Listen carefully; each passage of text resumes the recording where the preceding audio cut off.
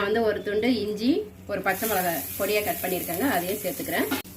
ஒரு வெங்காயம் இந்த மாதிரி பொடிசாக கட் பண்ணதை அதையும் போட்டுக்கிறேன். 1 கப் கேரட் துருவினதை போட்டுக்கிறேங்க. நான் வந்து இதுலேயே 1 கப் ரவா போட்டுக்கிறேங்க. இதை போட்டு நல்லா நம்ம கொஞ்சம் கலந்து விட்டுக்கலாம்.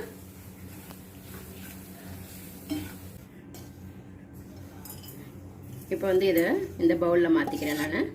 இப்போ இதில் வந்து நான் 1 கப்பு தயிர் போட்டுக்கிறேங்க, கெட்டி தயிர். நான் இதில் தான் 1 கப்பு ரவை எடுத்தேன், அதுலேயே 1 கப்பு தயிர் ஊற்றிக்கிறேன். இதுக்கு தேவையான அளவு சால்ட்டு போட்டுக்கலாம். இதில் வந்து ஒரு 1/4 ஸ்பூன் விட கம்மியாக ஆப்ப சோடா போட்டுக்கிறேங்க. நம்மளுக்கு இந்த அளவுக்கு இருந்தால் போதும். மாவு ரொம்ப தண்ணியாக இருக்கக்கூடாது.